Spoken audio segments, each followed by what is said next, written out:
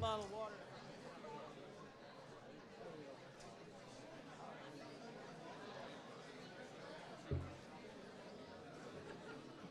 Ladies and gentlemen, if we could get you to your seats, we'll start this activity.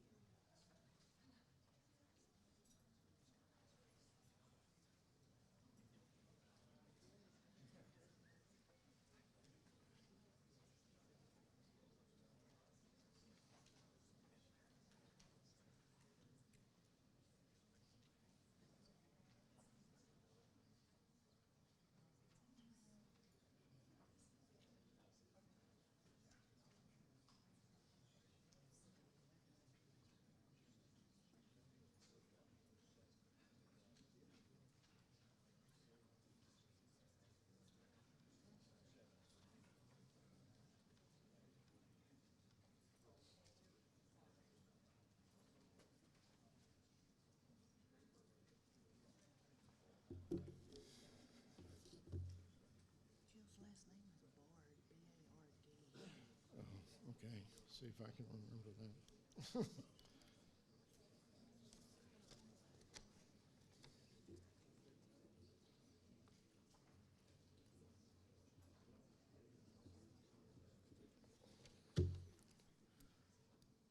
Good morning.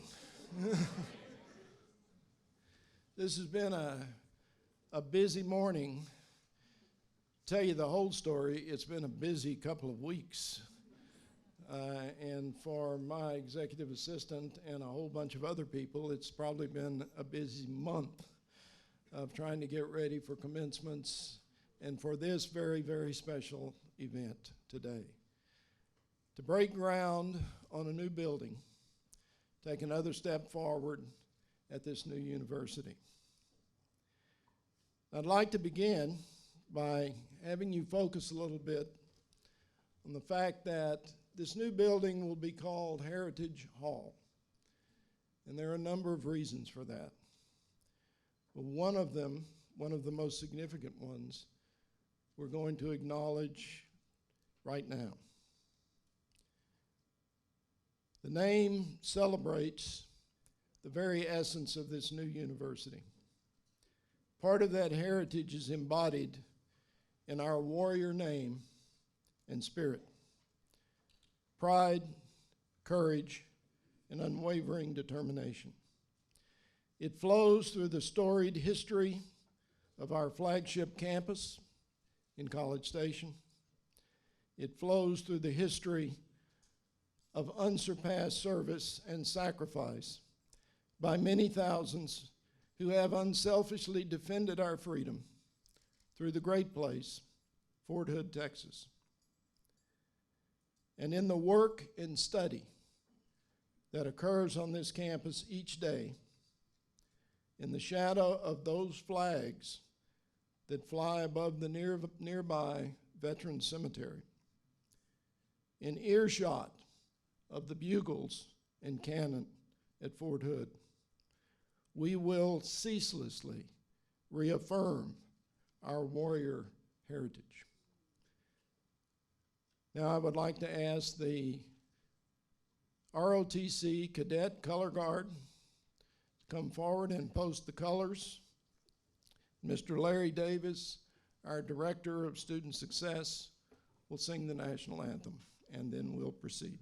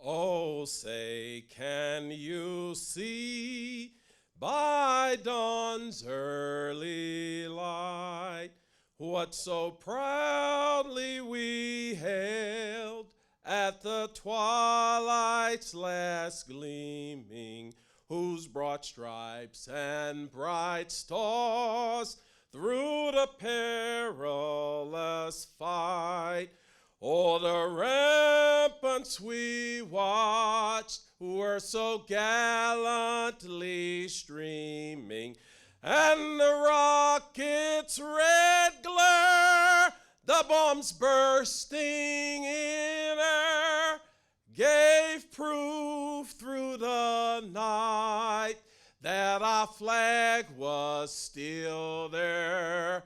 Oh, say does that star-spangled banner yet wave o'er the land of the free and the home of the brave?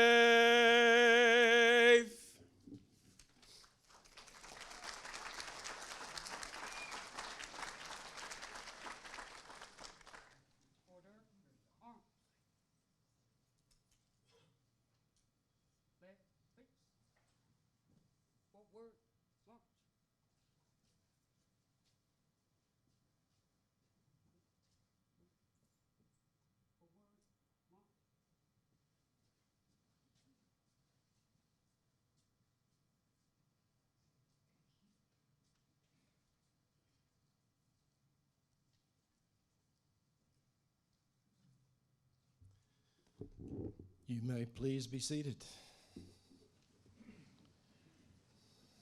I want you all to be aware that that incredibly sharp-looking color guard is actually on Christmas break right now. They came back to campus today, specifically to post the colors for this very special event.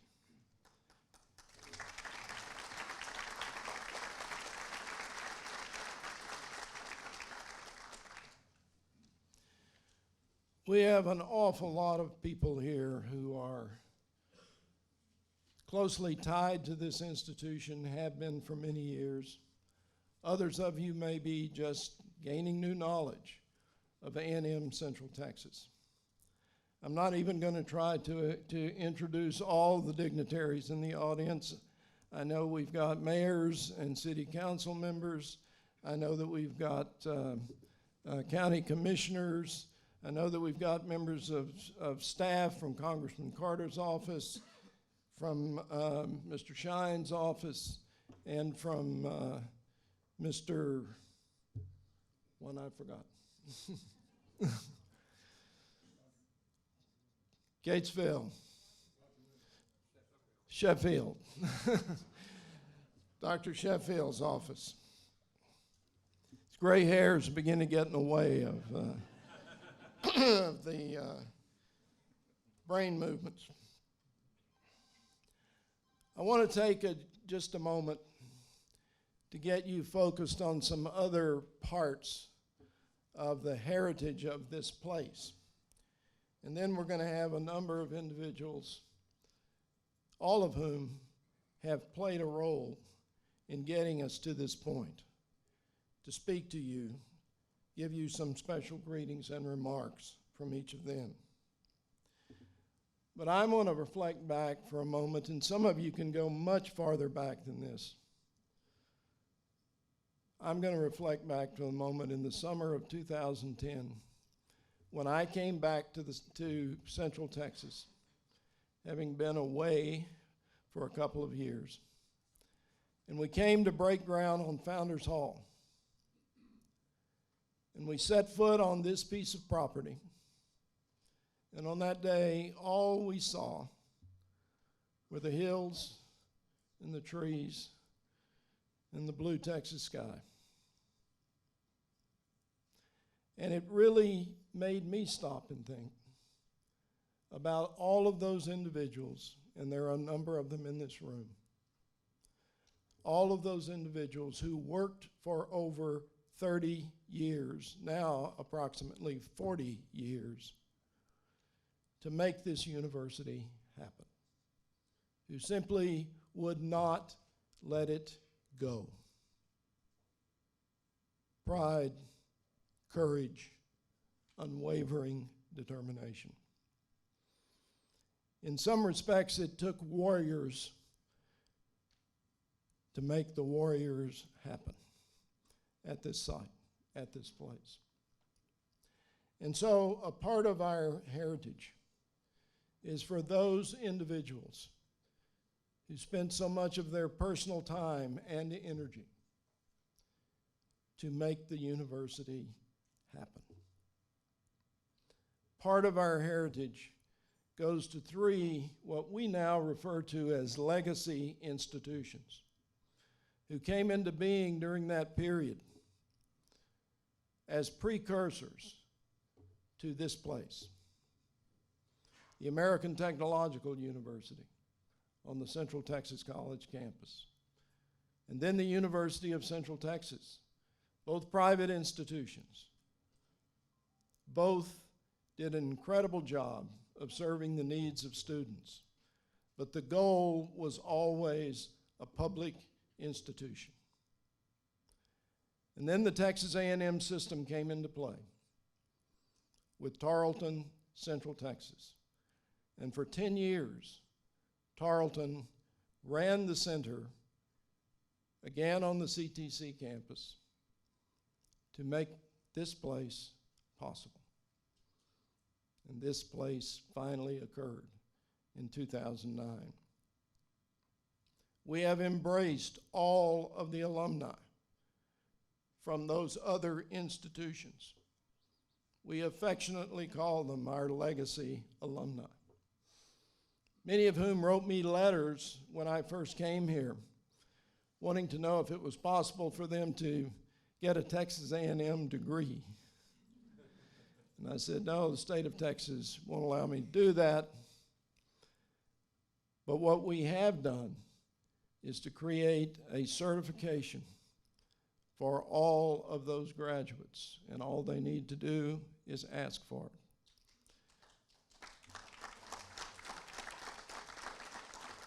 I think there are a few here today. I had a lot of them say, you know, Dr. Nigliazzo, I've got grandchildren. I can't really show them where I went to school because it doesn't exist anymore.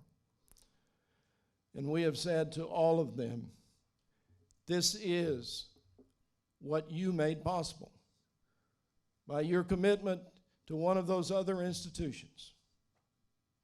And along the way, there was an incubation process that was carried out by Central Texas College and the Killeen Independent School District, making facilities available to us when these facilities weren't even yet a dream of happening. And the commitment from those two bodies in particular, the school district and the local community college, were instrumental, and they will always be a part of our heritage. And now, as an upper-level university, the only upper-level university now in the state of Texas, we have incredible ties with CTC, with Temple College, and growing ties with Austin Community College in Williamson County. In fact, I have a meeting with Dr. Rhodes at ACC on Thursday to talk about the potential of expanding that relationship. When those who worked so hard to make this place happen were trying to get it through the legislature, trying to get the funding for it, trying to put it in place, I think probably in their minds there were visions of facilities like this one or the new one. But I can tell you without a doubt, folks, it was not about the buildings. It was all about educational opportunity. To make the opportunity to the baccalaureate level available through a public institution, to make it accessible, to make it affordable, and to make it high quality. And that's what we've been about. And that's the model. And thanks to Chancellor Sharp and the Texas A&M system, the Board of Trustees, they have allowed us to stay on this path. Accessibility, affordability, high quality. And I think the model is beginning to really work well. We had a commencement ceremony last Friday. I shook 325 more hands. We'll be close to 800 by the time we get to the end of the year. But the number is now over 5,200 graduates in less than 8 years.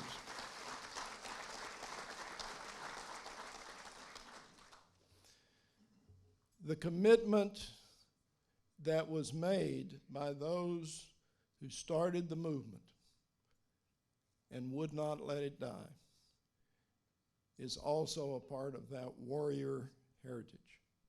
And it's something we take very seriously, and it's something that we have adopted.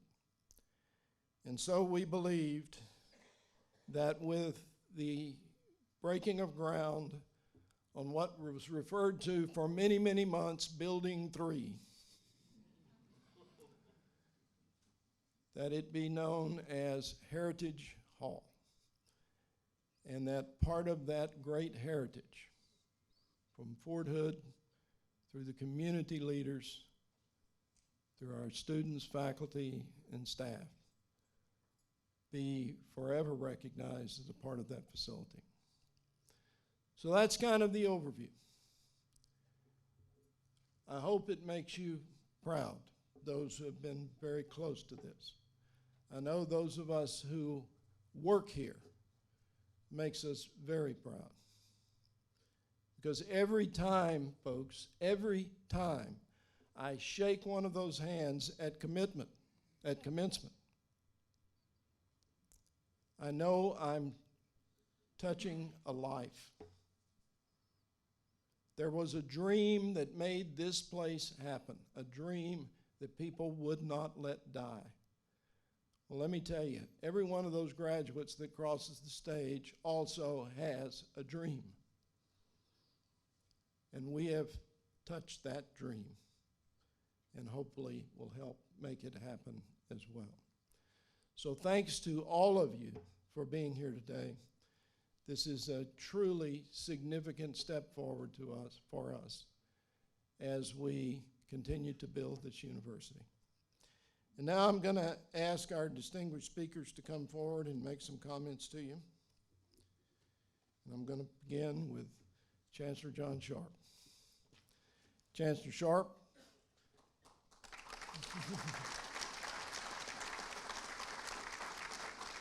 Before I give him the mic, because I know once I give him the mic, he won't give it back to me. So,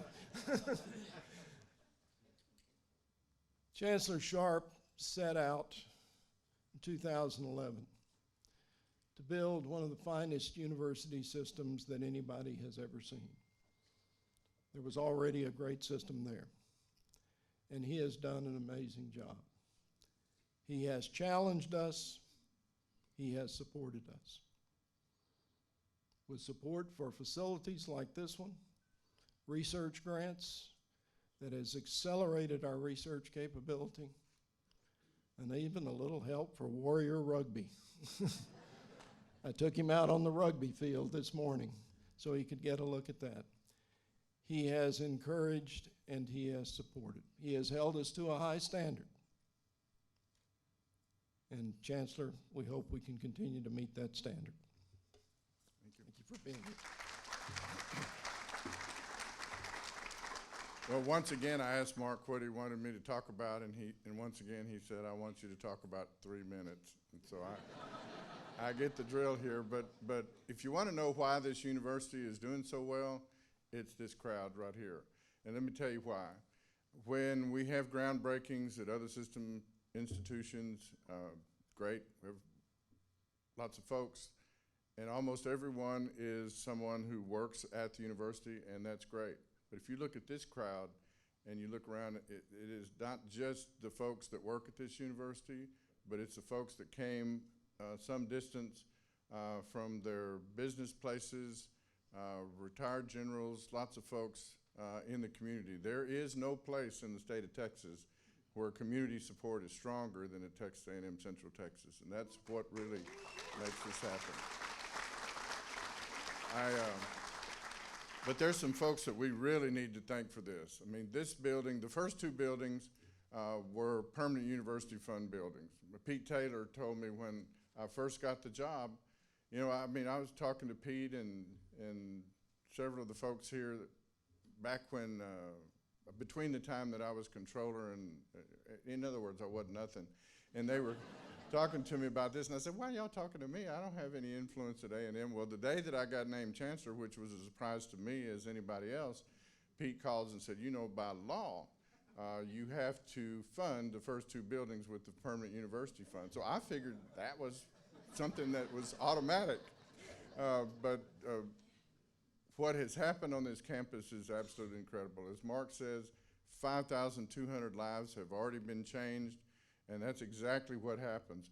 About 60% of those were first-time graduates in their families, first people ever to go to college in their families.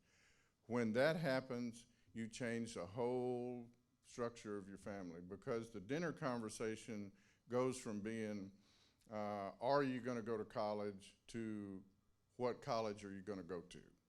And that's what these kids do when they become the first in their families to go to college.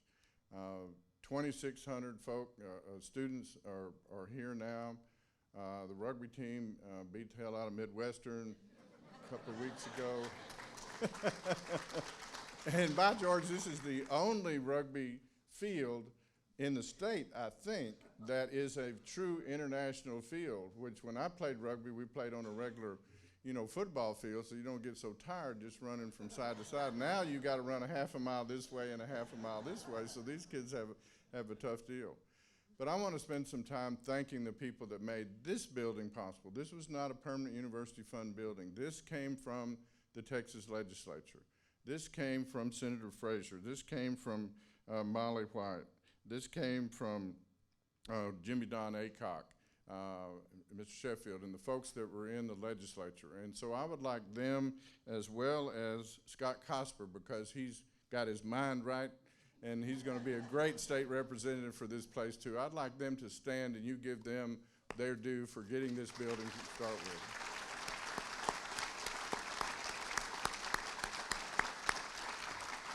Because if it wouldn't have been for them, this building wouldn't be here. And you know, Pete, your baby is all grown up here, but it is just the beginning of what is going to happen here.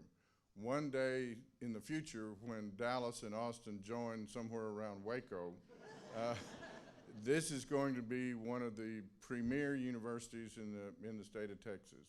I think a lot of people never thought that it would look like this in such a short period of time, but this is just the beginning. Lord knows you got plenty of land. I told Nick Diazzo he ought to build his house up on Mount Vesuvius up there and get him some kind of zip line down to the rugby field. And I think that would be a pretty interesting thing in the morning, but he said he's getting up there and he can't do this kind of stuff anymore. But let me describe a little bit about what Heritage Hall is going to be. It's about $36 million, 60,000 square foot building. You're going to have new teaching laboratories. You're going to have the university's first research lab. I would imagine that in there you will have some of the solar technology research, the $1.5 million grant that we were able to partner. And that's one of the great things about this institution is it partners with the flagship in College Station. The solar technology is with TEAS, which is Texas Engineering Experiment Station, or that research. And so we're constantly looking for ways to partner the research and bring outstanding researchers and professors that will do part-time in College Station and part-time here.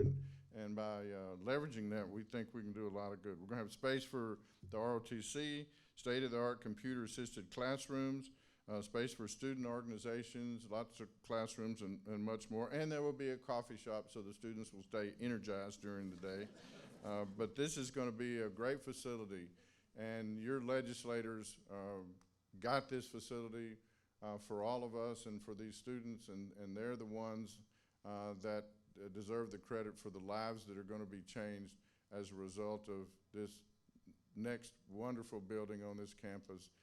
Would not have happened, this whole experience would not have happened without the people in the community, in this community that supported it.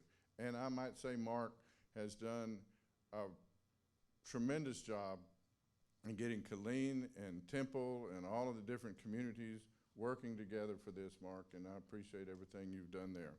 Thank you all, and beat the hell out of whoever else you're going to play in rugby.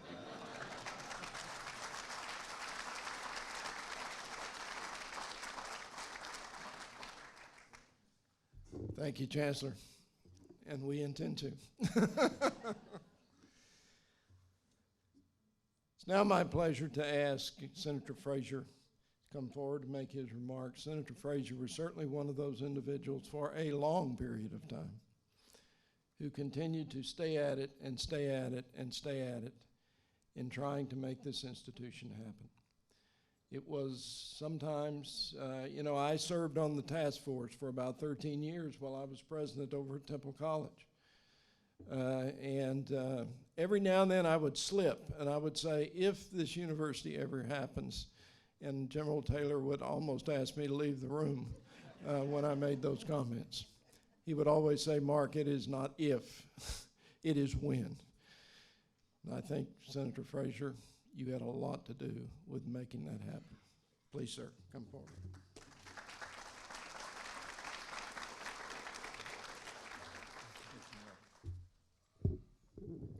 Good morning, Central Texas. Another great day, another victory for all of us here that love this part of the state. And I hate to be sucking up like this, but you may see that John Sharp for Lieutenant Governor. We pulled that out of the vat this morning. John, thank you for your service to the state of Texas as a state rep, a senator, the comptroller, now the chancellor of this fabulous university, and everything you've done for us to get us to this point. If you'll allow me, I'm going to try to step back in time a little bit, give you a little history. I had to work on this yesterday to try to make sure I remembered all the details. Pretty amazing how this all developed. Back in '91, prior to me even thinking about running for the state senate, I was actually in the state house, or in the House of Representatives then. The formation of the Central Texas University Task Force.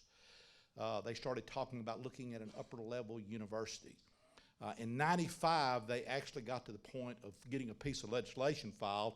Interestingly, the bill was killed by the university to the north out of concern from competition. Senator Sibley ended up killing the bill and wouldn't allow it to move forward. December 1, 1995, I filed for office to run for the Senate seat for Bell County. Didn't know a single person over here. I came over, the first person I met with was John Fisher. John Fisher was thinking about running against me. And we sat and had a conversation. John Fisher said, okay, I won't run if you'll do one thing. You got to commit to help us to get a upper level university. And I said, let me do some research. I got to look into it, find out if it's feasible. I'll get back with you. 2 days later, I called him back and I said, I'd like a meeting. Well, I was summoned by General Taylor to Bill Yow's bank. And we had Bill Yow, General Taylor, General Shoemaker was there, Bernie Beck, John Fisher, and a couple of other people. And they were very to the point. They said, if you want us to support you for state senator, we've got one issue that you're going to work on. you've got to commit to help us get an affordable, public upper level university for Central Texas. And at that day, and interestingly, that was 21 years ago today that meeting happened. General Taylor and General Shoemaker, at that day, I committed. I said, not only will I work to do it, I'll carry the legislation, and we will make this happen. I was elected to the Texas Senate. 1997, first day of session, the very first day, the first bill I filed was Senate Bill 572 to establish the university. You may remember this had been a technical school. It changed. There was a private university here. It was the University of Central Texas. We had a lot of hoops to jump through to get a private university to become a public university. At the end of that year, I was successful, along with Representative Diane DeLisi and Susanna Hupp, and we got that bill through, which we thought was a big victory in order to start the formation. There was one caveat. They said, you've got to go to the Higher Education Coordinating Board and get their approval. So next year, remember, General, we spent the whole year talking to the Coordinating Board. Well, the Coordinating Board wasn't as excited about this as we were. They set some huge hurdles in front of us. They said, we'll set you up as a pathway plan. You've got to go find a sponsor to sponsor the university. So we set out working toward that. We went and talked to the Texas A&M University. A&M talked to Tarleton. Tarleton agrees then to be the sponsor. And I believe it was in 99, the next year, we had the agreement in place. And I think the date was September 25th, 1999. No, I'm sorry. September of 99. Bernie Beck delivered a $7 million check transferring the assets of University of Central Texas to Tarleton, and we were in business. Okay. Interestingly, in this process, and I apologize for not acknowledging the other members of the legislature, former members of the legislature, future members of the legislature that are here, but I had 11 state representatives work with me over this last 20-year period in order to get this done. We've had a great team of people working on this. There were 8 pieces of legislation that were filed, not all of them successful. Interestingly, we got all the way down to the point in Jimmy Don and I had gotten a bill passed in 2005, and then in 2007 we had corrected that in order to make. We actually thought we were at the finish line and we were going to get to be a independent, standalone university. He got it through the House. I got it through the Senate. We thought we were home free. One day before the veto period, Governor Perry obviously didn't understand our bill, and he vetoed our bill in order to make this a higher level university. Jimmy Don and I were quite upset about that.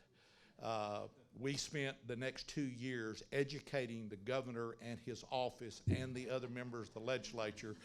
We came back again in 2009, and this time we were successful. Not only did we get the governor to sign the bill, but we also got the appropriations for the first building, which I think was $25 million that came from the tuition revenue bonds. We were qualified as a small school supplement, which got us other money, but the big thing is we got $6 million in startup money for the operations. And that next year, I think the date that is recognized as the day we actually became born was March 23rd, 2009, when the governor signed that bill, and that was the day we elevated this to an upper level university. Obviously, since then, we've had the groundbreaking of building number 1. Molly helped us this year. I guess Ralph was here, and we got the funding for building number 2 with Jimmy Don and I and Ralph, and then Molly helped us get the funding this year for building number 3. We've had a fabulous run on this. I think all of you are aware of the fact that I'm not running for re-election. After 30 years in the legislature, I'm hanging it up. I'm leaving office, but I'm not going away. I will continue working on this, but the thought I would leave these people is thank you. Thank you for allowing me to be your senator, to be a part of this project. And I would tell you, if I could have a legacy to leave as I'm leaving office, as Jimmy Don and I both are leaving this year, what a great legacy to leave to the people of Central Texas, this gift of higher education. And I would feel a final thank you as we stand here in the shadow of freedom today of these brave men and women that give every day, put their life on the line so that we can meet in freedom today, those brave men and women of Fort Hood. Thank you for allowing me to serve.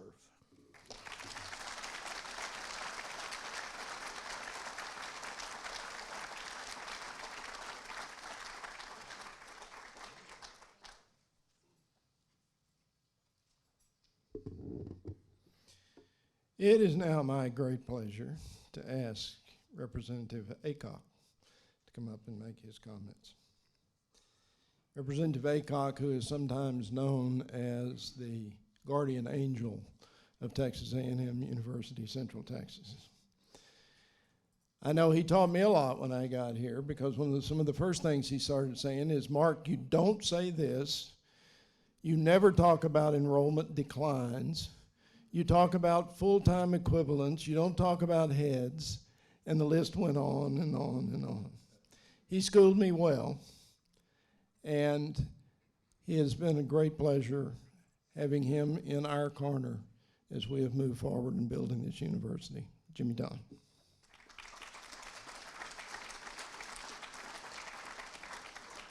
Wow, I hadn't turned around to see how many people were here. Good to see you. Proverbs 29 says, without a vision, the people perish. A great vision occurred many years ago.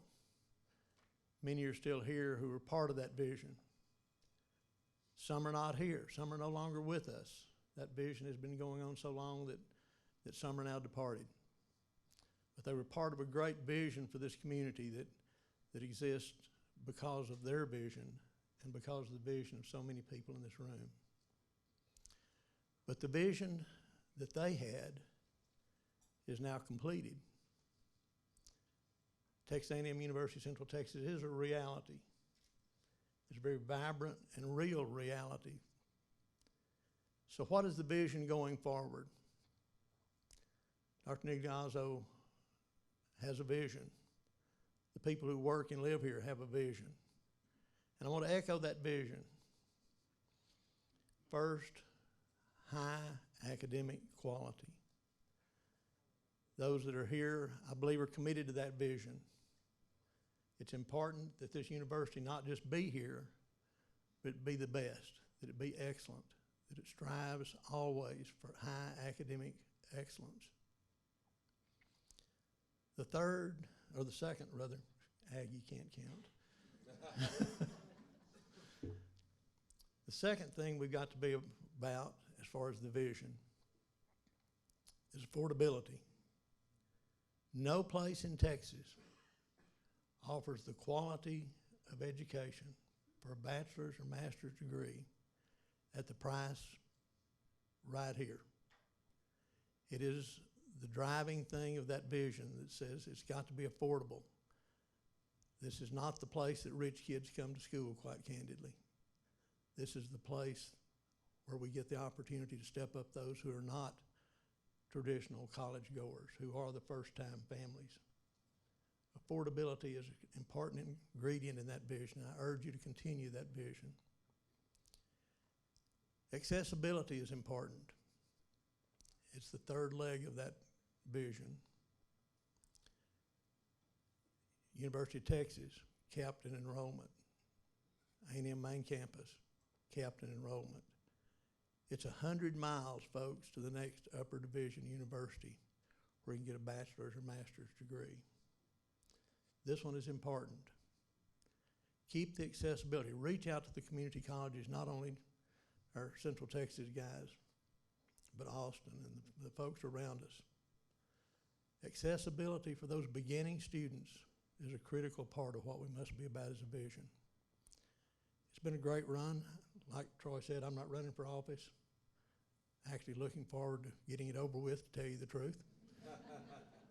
Got another month to go about.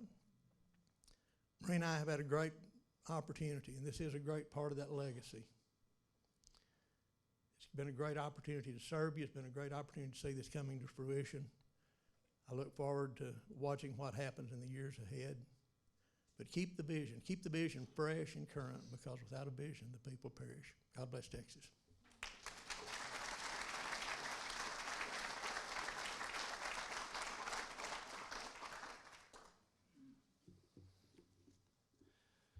The very first time Representative White visited this campus, she asked me, "What do you need?" And I said, "Well, Ms. White, we're going to need another building or two." She said without hesitancy on that visit, "I will support your effort." And she remained true to that until the vote was taken. We're very happy to have her here today, Representative Molly White.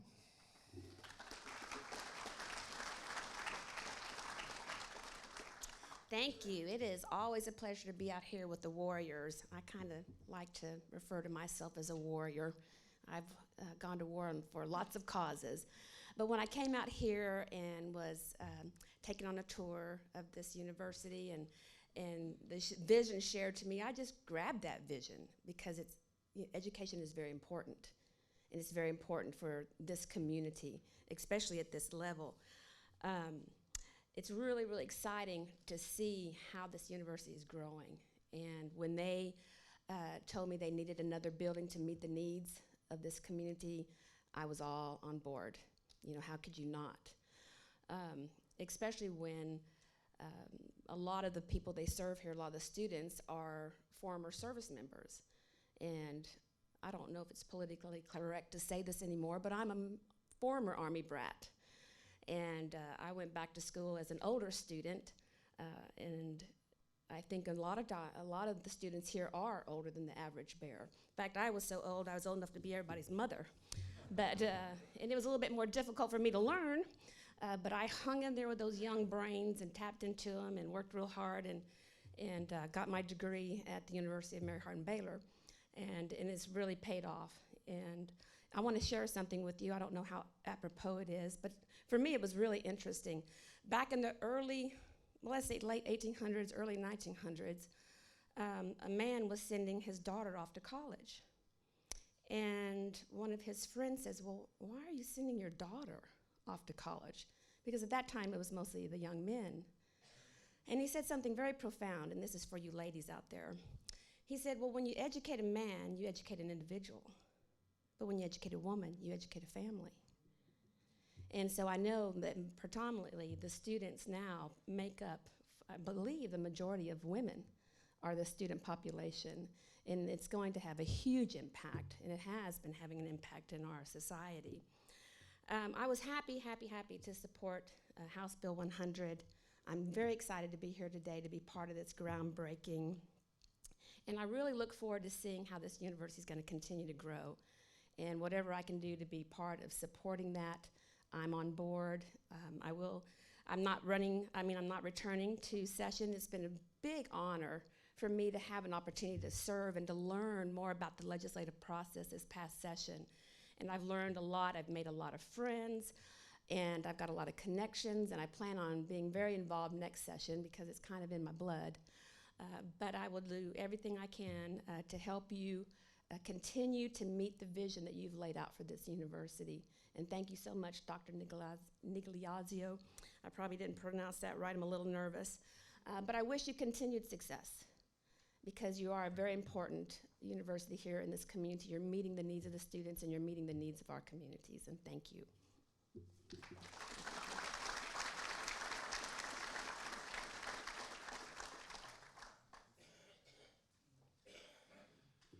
Now, we've had legislators who have been in office and have worked for many years to make this happen. Now we have a new one. Representative-elect Scott Cosper. No pressure, Scott, from all that has been said and done. Scott, when Scott was serving on the city council here, when he was serving as mayor, he was a tremendous supporter of this university, always has been. And I'm pleased to say that last Friday night, his lovely wife received her master's degree from Texas A&M University-Central Texas. Representative-elect Scott Cosper.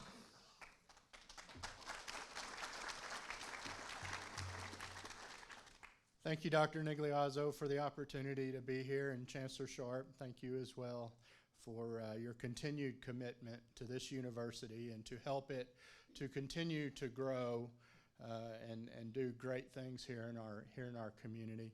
General Taylor, thank you for the vision that you and many other community leaders have continued to stay the course and to support, to make sure that the legislators and the right people knew the importance of bringing a high-level, prestigious university to our region. And thank you and all of your team for the leadership that has accomplished that.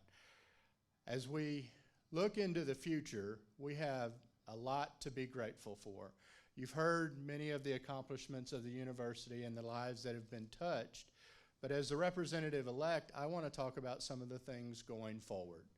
Yesterday, I saw the huge concrete pump truck out behind the buildings, pumping the concrete for the sidewalks that will make it ADA accessible for the rugby field right out between these two buildings. And what that looks like is the beginning of an athletic program here at Texas A&M University, right here in Central Texas.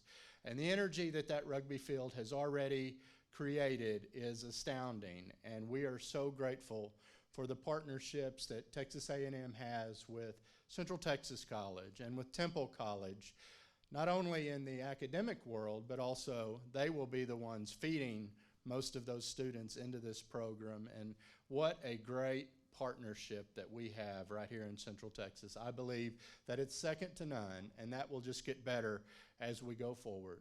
And we are guaranteed with the third building, as that comes online and as the community continues to grow and prosper, that Texas A&M will grow with that, and that it will provide studies and vision plans and help engage the communities as we grow to make sure that growth occurs in a great way. And we are excited about the rugby field, about the new building, and all the programs that are going to lead us into the future, providing economic development, research and development opportunities. And we are postured for success here in Central Texas. And much of that posturing is a result of what Dr. Nigliazzo and his team at Texas A&M is and will provide going forward for us. So with all of that being said, I need to say, as the new representative-elect, thank you to the representatives and legislators that got us to the point that we are today, because that has been a tremendous and heavy lift. They have poured themselves into Texas A&M Central Texas to make sure that Chancellor Sharp and Dr. Nigliazzo have what they need in order for this institution to flourish. And with that, I will leave you with my commitment to do my best to support Dr. Nigliazzo and to do everything that we can with the new legislators that's coming on. We have a new senator, we have 2 new representatives in Bell County, but we are all committed to making sure that this institution is recognized as the crown jewel in the crown of successes right here in Central Texas. This is something that we should all be proud of. We need to all embrace and wrap our arms around, because this is your institution, and they want you to be involved in the growth and the future and successes of this institution. Thank you very much for the opportunity for me to be here, and we look forward to what the future holds for Central Texas. Thank you, Dr. Mark.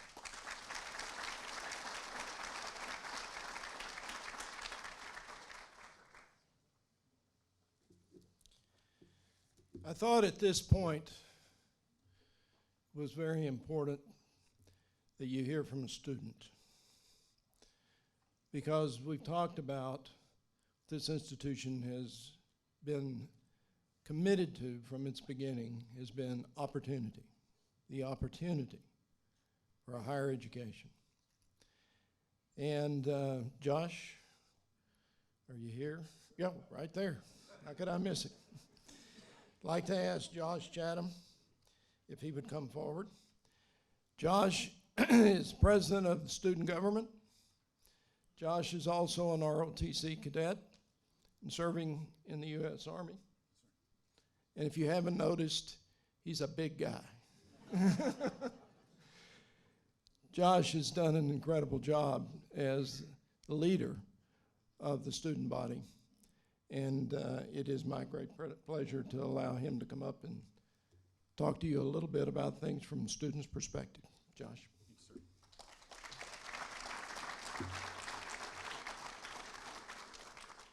So in coming to speak to you all this morning, I realized that all of a sudden I wasn't a champion of this process. And I thought, what was the best thing I could do and the most profound way I could speak? And that was to be short and sweet. Over the last 40 years, key individuals throughout the Fort Hood and Central Texas community have been engaged in the task of developing the university we know today. Through a vast amount of growth, we have become something unique and wonderful. Through an extremely generous donation of land, 672 acres to be exact, we have a prime location to reach a broad span of the Central Texas community. By offering an affordable university experience with a focus on quality education, attention to service learning, and giving back to the community, we are progressively affecting Central Texas in the most positive way. Despite the changing of policy and legislation over time, we remain one of the lowest cost universities in the state of Texas. Because of the determination and commitment to creating this university, we have become a unique offering in the field of higher education that heavily affects both the regional community and the state overall. As a growing university, it's imperative that we continue to develop in a healthy way that's both beneficial to the Texas A&M system, but also to the surrounding communities. With the development and opening of Founders Hall in 2012 and the groundbreaking of Warrior Hall on that same day, we truly set a course for growth and change at a swift pace. Here we are today, gathered to recognize the continued growth of the university. And so we give great celebration to the opening of our third building, Heritage Hall. The name is extremely important as we consider what the building will contain. The archival spaces throughout the facility will house many of our important historical items. Increased student space will offer a vast amount of opportunity for student engagement. And the gathering spaces will allow us as students to expand the opportunity to develop and grow campus life at Texas A&M University-Central Texas. The ever-growing opportunities for STEM fields of study to flourish within the Central Texas area will mean a greater variety of fields of study for students to pursue. Though many of us as students will come and go in the next 2 years, we look forward with excitement to everything that Heritage Hall will do for the Texas A&M system and the Central Texas area. Thank you.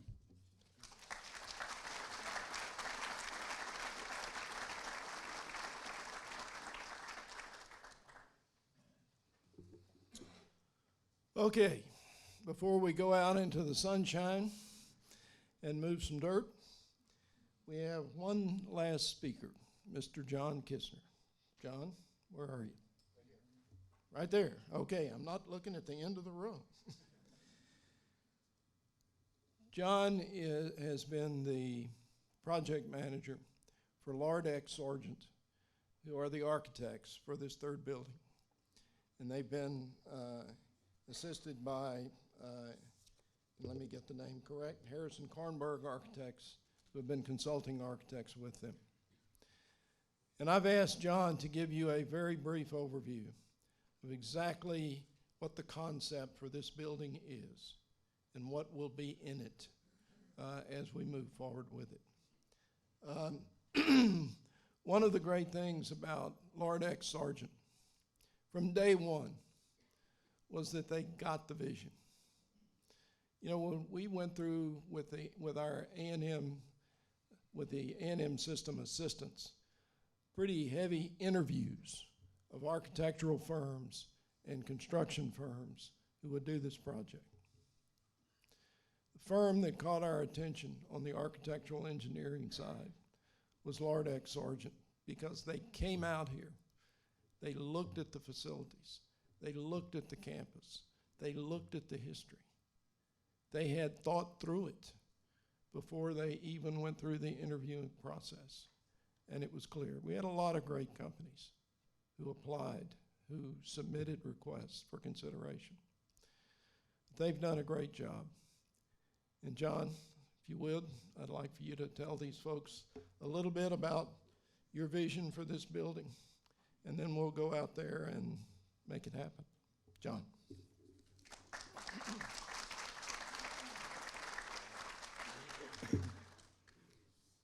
Well, those were very nice words to hear, Dr. Nigliazzo, and it's been interesting for us because we work with a lot of different clients, and I don't think I've ever had a client who has articulated a clearer vision of what they're looking for.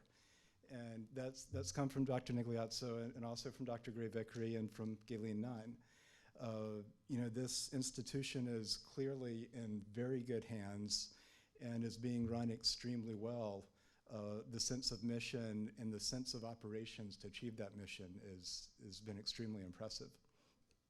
And I'm representing I'm here speaking today, but there are many people working on the design and construction of this project, and many of them putting in an effort far greater than mine. And I think the thing to talk about today is what we've seen and what this new building will do for the growth of the university, because we find this exceptionally exciting. And this is a big step in the university's growth. This will be the first building that's not sitting next to a parking lot. This will be the building that starts to step out into the site, and you'll start to have more spaces between buildings, and it's really beginning to create a pedestrian environment. There's a very good master plan in place for this campus that was done before the first building, and with this building you'll start to see that unfold, and it'll look more like a traditional campus. I was very happy to hear the things that Josh said about the things that he anticipates the students will be doing in this building, because we've paid a lot of attention to the creation of social spaces in the building. That we know that there are a lot of non-traditional students here, a lot of older students, a lot of students with a lot of other responsibilities, and they're fitting their education into a very busy weekly schedule, and they come to campus for bits of time, and they're not here as much as traditional students. And so we're wanting to make the most of the bits of time they have between the classes. And in this building, we've focused so much on creating some social spaces. And our technical term for them has been sticky spaces. And if this building is successful, you won't see as many students getting in their cars and leaving between classes, or going into their cars to work on their devices. And you'll see as the building unfolds that when you walk in, there's a big atrium, there are lots of different spaces for people to sit and lounge, lots of power and connectivity, and I think it's going to do a lot for the social development of the campus. There's a lot of transparency in the building. From the outside, you'll be able to see a lot about what's going on inside. And then these things that are inside the building have been mentioned by some of the other speakers already, that there'll be research labs here that the university hasn't seen before. There are more teaching labs, but there's also a maker space, which gives students a laboratory to experiment with building things and making things. This is a concept that's at the cutting edge of education, higher education these days. And we've been careful to place these things in a building where when you come in the building and go in the atrium, you'll be able to see all of these things from the atrium. And so there's a lot to be, from passive learning and from building community, and we're hoping that the building will support all of these things. There's also a kinesiology lab that's for the study of the human body and exercise and similar things. It'll have the added benefit that it needs a lot of exercise equipment, and the researchers don't need it all the time, so it'll be there for the students to use as well. And also the dedicated archive facility is an important part of the heritage, because the university is the steward of a very significant collection of archive materials, and this will give an excellent facility for being able to store the archive materials, but I think more importantly to give students and the public access to these materials.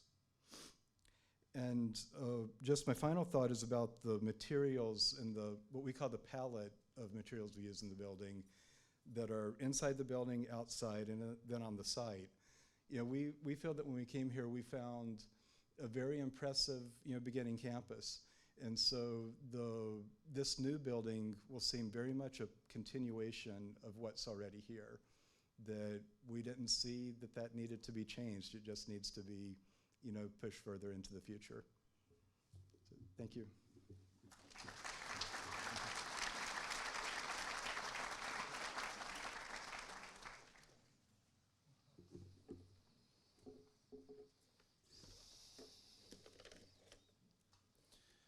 All right. Before we go outside, I have a list real quick of thank yous to make. You've got that list in the back of your program, and I'll run through it quickly. Beginning with Austin Commercial, who will build this building. Senior project manager is going to be Mr. Cody Risen, an old Aggie, star football player, played for the Cleveland Browns. Still limps like a football player. Where are you, Cody? Cody Risen. Cody's firm built Founders Hall. We had a great time working with them. We look forward to working with them on this building. You've already met John Kistner, who represents Lord X Sargent. He has offices in both Atlanta and Austin. Harrison Karnberg Architects, we're consulting architects on this.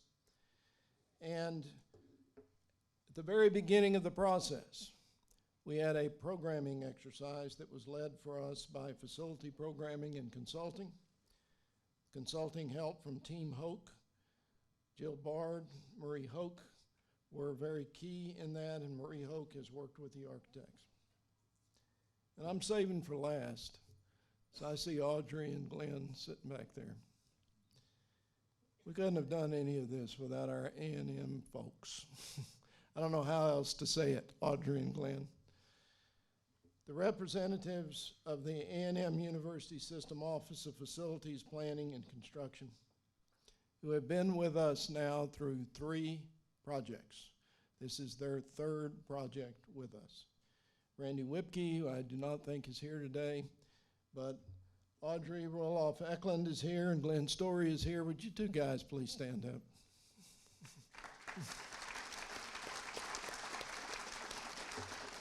I can't tell you what a pleasure it is working with them. They keep us out of trouble. They help us maximize the dollars that we have in trying to find the best solutions as we move into these buildings. You saw a list of the groundbreaking committee also on the back. I will not go through that list. It's a long list. And there was also a group of individuals who were a part of the institutional team that worked together with first the programming group, then the architects, then the engineer, and then the construction company to put this project together and to get us to this point.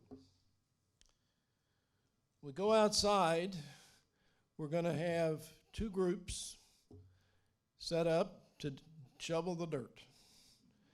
And we're actually going to arrange for 2 digs. The first group will get you all set up out there. Donna, I assume, will be watching, make sure we got the right people in the right places to shovel the dirt.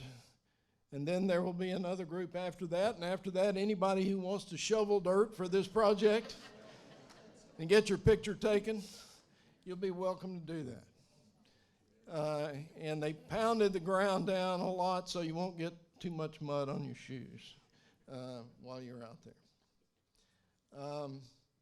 I ask you all, after that, to please consider coming back through this building. We have a lot of food out there in the alcove, and we will also have these coins available for all of you. We truly believe these are collector's items, and if you will note on these coins, besides saying Heritage Hall groundbreaking, we have down here ATU, American Technological University, University of Central Texas, Tarleton State University-Central Texas.